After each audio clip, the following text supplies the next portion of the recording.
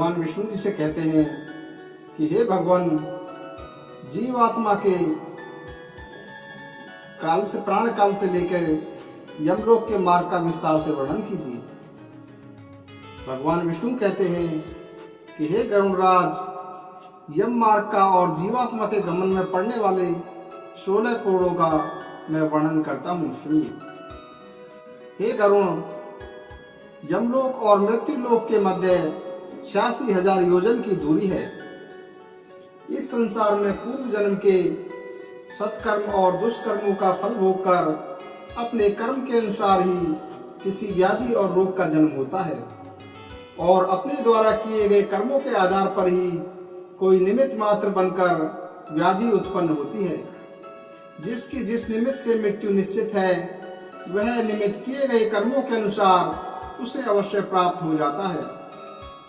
जीवात्मा कर्म भोग के कारण जब अपने वर्तमान शरीर का परित्याग करता है, तब भूमि को गोबर से लीपकर उसके ऊपर तिल और कुशासन बिछाकर उसी पर उसको लिटा दें। जब मरणासन व्यक्ति की इंद्रियों का समूह व्याकुल हो उठता है, चेतन शरीर जब जड़ीभूत हो जाता है, उस समय प्राण शरीर को छोड़कर यमराज के दूतों के साथ चल देते हैं। उस समय मृतक को दिव्य दृष्टि प्राप्त होती है, जिसके कारण वह समस्त संसार को देखता है। जब मृतक के प्राण कंठ में आकर अटक जाते हैं, उस काल में उस आतुर व्यक्ति का रूप बड़ा ही भयानक और डरावना हो जाता है। कोई मरता हुआ प्राणी मुख से फेन उगलता है, किसी के मुख से लार निकलती है। उस समय जो प्राणी दुरात्मा होते हैं, उन्हें यमदूत अपने पास बंधों में जकड़ कर ले जाते हैं, और जो सत्कर्म करने वाले होते हैं, उनको स्वर्ग के पार्षद अपने लोक को सुखपूर्वक ले जाते हैं। यमलोक के दुर्गम मार्ग में पापियों को दुख झेलते हुए जाना पड़ता है। यमराज अपने लोक में शंख चक्र तथा गदा आदि से विभूषित चतुर्भुज रूप धारण करके पुण्य कर्म करने वाले पुरुषों के लिए मित्रजन जैसा व्यवहार करते हैं। वे सभी पापियों को सन्निकट बुलाकर उन्हें दंड देते हैं। वह यमराज प्रलयकालीन मेघ के समान गरजने वाला है। वह एक बहुत बड़े भैंसे पर सवार रहता है। अत्यंत साहस करके ही लोग उसकी ओर अपना ध्यान केंद्रित कर पाते हैं। वह विद्युत के तेज के समान विद्यमान है। उसके शरीर का विस्तार 3 योजन है। वह महाक्रोधी एवं अत्यंत भयंकर है। भीम का दुराकृति यमराज अपने हाथ में लोहे का दंड और पास धारण करता है। उसके मुख तथा नेत्रों को देखने से ही पापियों के मन में भय उत्पन्न हो उठता है। इस प्रकार का महाभयानक यमराज जब पापियों को दिखाई पड़ता है, तब हाहाकार करता हुआ मृत पुरुष अपने घर की ओर देखता हुआ यमदूतों के द्वारा ले जाया जाता है। प्राणों से मुक्त शरीर चेष्टाहीन हो जाता है। उसको देखने में मन में घृणा उत्पन्न होने लगती है। वह तुरंत ही अस्पर्श्य एवं दुर्गंध युक्त और सभी प्रकार से निंदित हो जाता है। यह शरीर अंत में कीट विष्ठा या राख में परिवर्तित हो जाता है। हे गरुड़राज, क्षण भर में विध्वंस होने वाले इस शरीर पर कौन ऐसा होगा जो गर्व करेगा। इस असत शरीर से होने वाला वित्त का दान, आदर पूर्वक वाणी, कीर्ति, धर्म, आयु और परोपकार यही सारभूत है। यमलोक ले जाते हुए यमदूत प्राणी को बार बार नरक का तीव्र भय दिखाते हुए डांट कर यह कहते हैं कि हे दुष्ट, तू शीघ्र चल, तुझे यमराज के घर जाना है। शीघ्र ही हम तुझे कुंभी पाक नामक नरक में ले चलेंगे। उसी समय इस संसार की वाणी और बंधु बांधवों का रुदन सुनकर ऊंचे स्वर में हाहाकार करके विलाप करता हुआ वह मृतक यमदूतों द्वारा यमलोक पहुंच जाता है।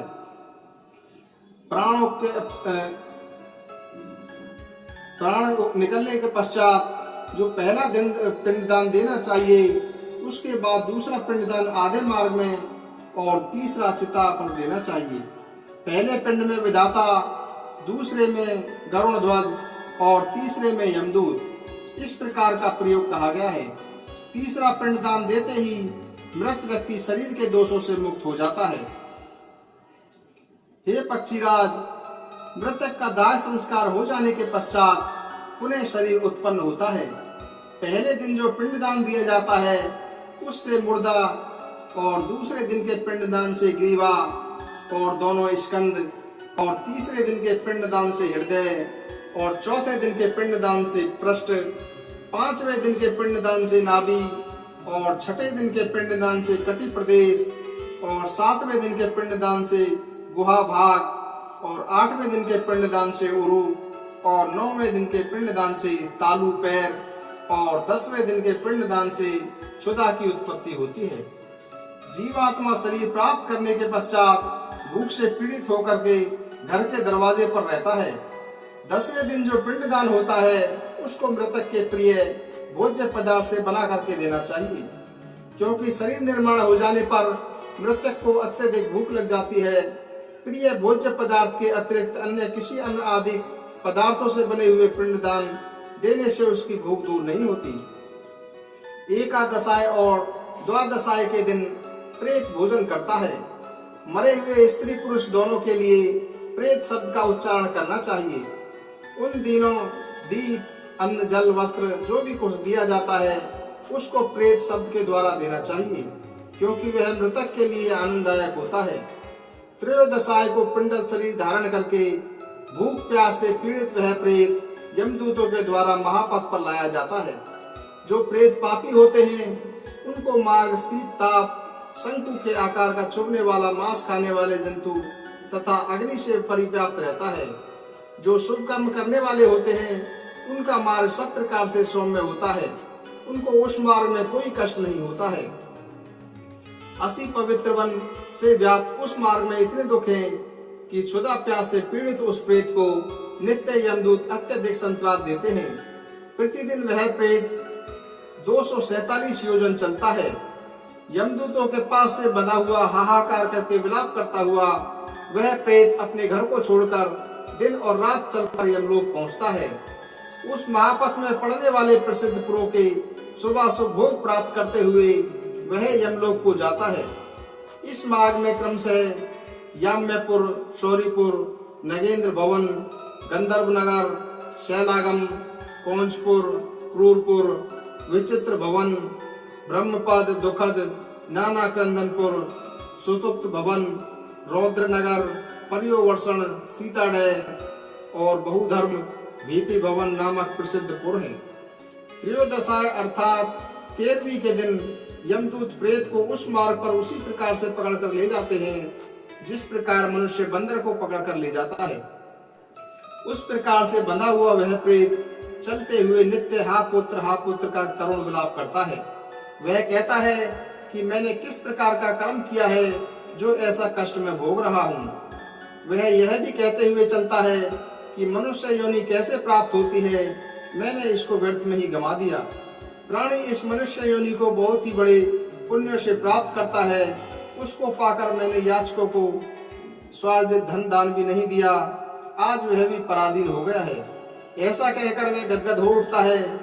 जब यमदूत उसको अत्यधिक पीड़ित करते हैं तो वह बार बार अपने पूर्व शरीर जन्य कर्मों का स्मरण करता हुआ इस प्रकार कहता है, सुख दुख का दाता कोई दूसरा नहीं है।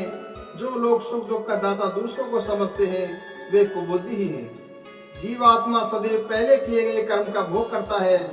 हे देही, तुमने जो कुछ किया है उसमें ही निस्तार करो। मैंने न दान दिया और न ही अग्नि में आहुति डाली है, न हिमालय पर्वत की गुफा में जाकर तपस्या ही की है और न ही गंगा के पवित्र जल में मैंने कभी सेवन किया है। हे जीव, तुमने जो कुछ भी किया हो उसी का फल भोग करो। हे देही, पहले तुम नित्य ने दान दिया है और न ही गोदान किया है। हे पक्षीराज, पुरुष प्रेत के द्वारा कहे गए उक्त वचनों को मैंने सुनाया।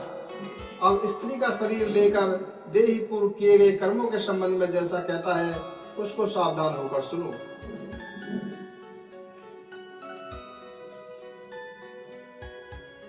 हे पक्षीराज, यमदूतों के द्वारा इस प्रकार कहे जाने के बाद वह यमदूतों के द्वारा मुद्रों से मारा जाता है। तत्पश्चात इसलिए वह सदा कृपा करके भूलोक में पुत्रों के हाथों में दिए गए मासिक पिंड को वह खाता है। उसके वहां से वह शौरीपुर के लिए चल देता है। उस नगर में काल रूप धामी जंगम नाम का राजा है। उसको देखकर प्रेत भयभीत हो उठता है और विश्राम करना चाहता है। त्रैप्राक्षिक श्राद्ध में दिए गए अन्न और जल का वह उसी नगर में उपभोग करके दिन और रात चलकर सुंदर बसे हुए नगेंद्र भवन नामक नगर की ओर जाता है। उस महापथ पर चलते हुए माया भयंकर वन को देखकर वह करुण विलाप करता है। वहां के कष्टों से दुखित होकर वह बार बार रोता है।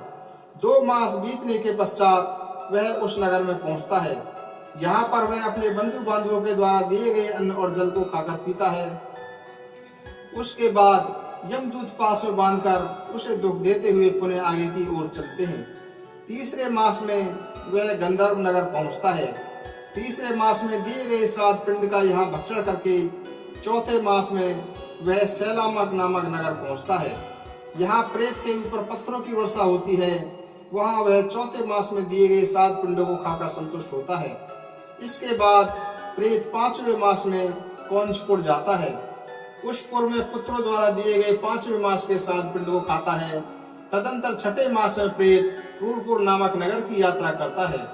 उस पुर में 6ठे मास में पुत्र आदि द्वारा दिए गए श्राद्ध पिंड को खाकर उसको संतृप्ति मिलती है, किंतु आधे मुहूर्त भर विश्राम करने के बाद उसका हृदय पुनः दुख से कांपने लगता है।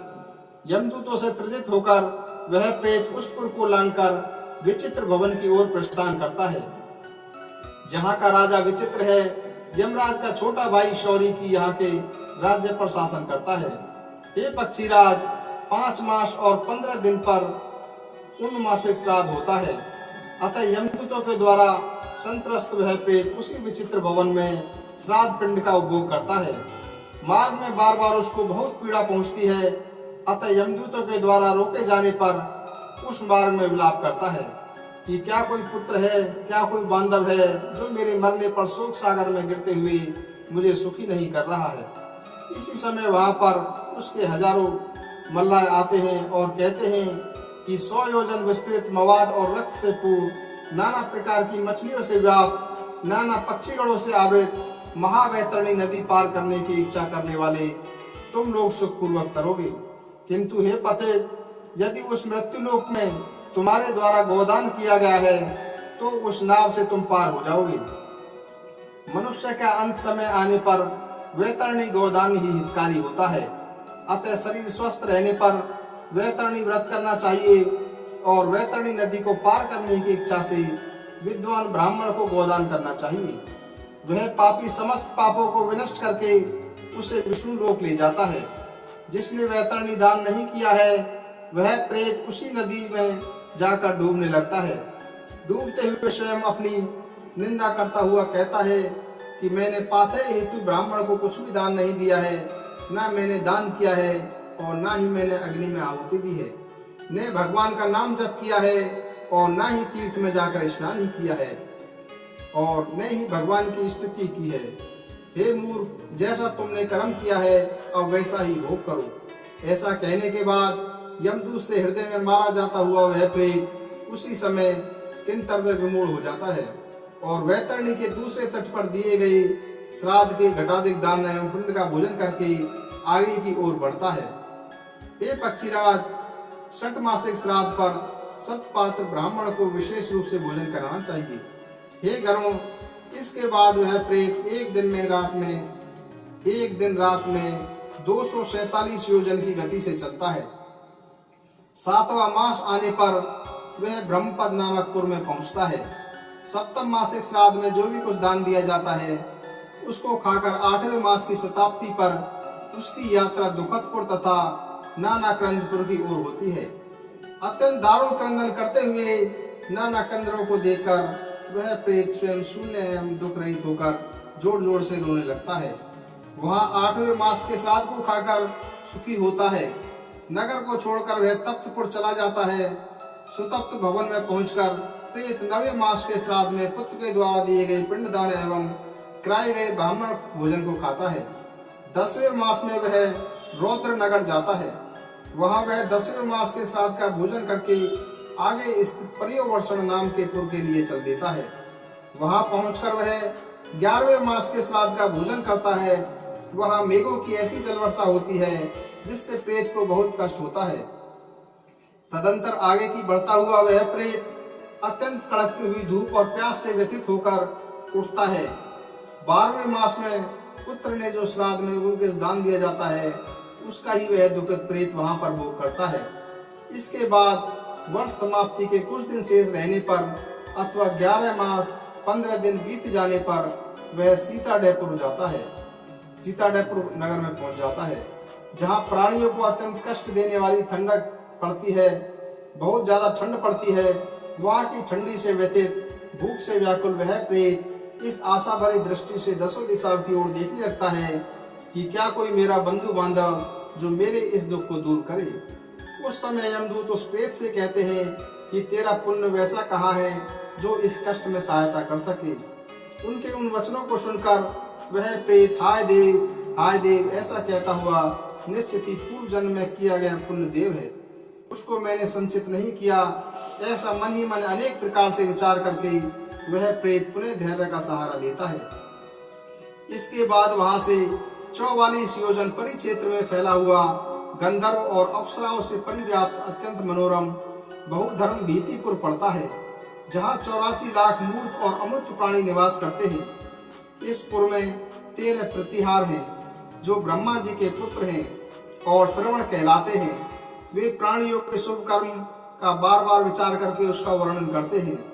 मनुष्य जो कहते हैं और जो करते हैं उन सभी बातों को ये ब्रह्मा जी के पुत्र श्रवणदेव, चित्रगुप्त तथा यमराज को बताते हैं। वे दूर से ही सब कुछ सुनने और देखने में समर्थ हैं। इस प्रकार की चेष्टा वाले एवं स्वर्गलोक और भूलोक तथा पाताल में संचरण करने वाले वे श्रवण 8 हैं। उन्हीं के समान उनकी पृथक पृथक श्रवणी नामक पत्नियां भी हैं। उनकी भी शक्ति वैसी ही है जैसे उनके पतियों की है। वे मृत्यु लोक के अधिकारी के रूप में हैं। व्रत दान स्तुति से जो भी कुछ पूजा करता है उसके लिए वे सौम्य एवं सुखद मृत्यु देने वाले हैं। ओम नमो नारायण। ओम नमो नारायण। ओम नमो नारायण। श्री कृष्ण जी कहते हैं कि सभी प्राणियों को सुख देने वाले मेरे इस वचन को भी सुनो। श्रवण से संबंधित उन समस्त बातों को तुम्हें मैं बताऊंगा। प्राचीन काल में जब समस्त स्थावर सृष्टि एकाकार हो गई थी, समस्त सृष्टि को आत्मलीन करके क्षीर सागर में सो रहा था, उस समय मेरे नामी कमल पर स्थित ब्रह्मा ने बहुत वर्षों तक तपस्या की। उन्होंने एकाकार उस सृष्टि को 4 प्रकार के प्राणियों में विभक्त किया। तदंतर ब्रह्मा से ही बनी हुई सृष्टि के पालन का भार विष्णु ने स्वीकार किया। तत्पश्चात ब्रह्मा के द्वारा संहार मूर्ति रुद्र का निर्माण हुआ।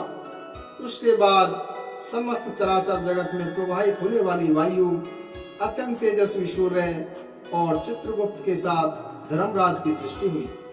इन सभी की रचना करके ब्रह्मा पुण्य तपस्या में निमग्न हो गए। विष्णु के नाभि पुण्य तपस्या करते हुए उनको बहुत वर्ष बीत गए। वहीं पर लोक सृष्टि में लगे हुए ब्रह्मा जी ने कहा कि जिन लोगों की उत्पत्ति पहले हुई है उन सभी को अपनी योग्यता के अनुसार कर्म में लग जाना चाहिए।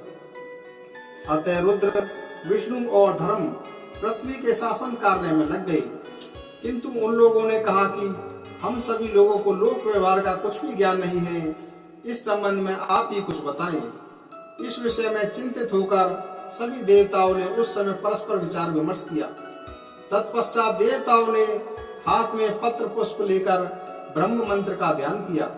उसके बाद देवताओं की प्रेरणा से ब्रह्मा जी ने अत्यंत तेजस्वी एवं बड़े बड़े नेत्रों वाले 12 पुत्रों को जन्म दिया। इस संसार में जो भी जैसा भी शुभ और अशुभ बोलता है उसे ही अत्यंत शीघ्र ब्रह्मा के कानों तक पहुंचा देते हैं। ये श्रवण उसे अत्यंत शीघ्र ब्रह्मा के कानों तक पहुंचा देते हैं। ये पक्षीराज, दूर से ही सुनने एवं दूर से ही देखने वाले इनमें विशेष ज्ञान प्राप्त है। क्योंकि वे सबको सुन लेते हैं, उसी के कारण उन्हें श्रवण कहा जाता है। ये ब्रह्मा जी के पुत्र हैं। वे आकाश में रहकर प्राणियों की जो भी कोई चेष्टा होती है उसको जानकर धर्मराज के सामने मृत्यु काल के अवसर पर कहते हैं।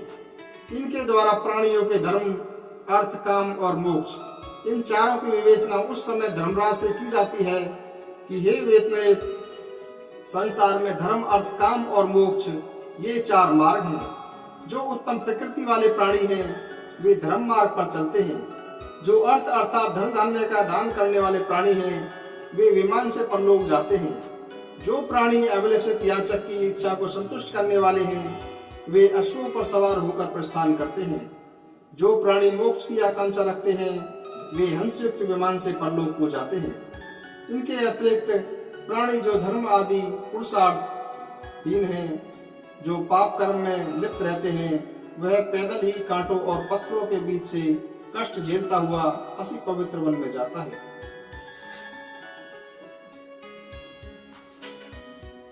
हे गरुड़राज, ये जो श्रवण है ये ब्रह्मा जी के पुत्र ये सभी लोगों के द्वारा किए गए कर्मों को सुनते हैं और ब्रह्मा जी तक पहुंचाते हैं।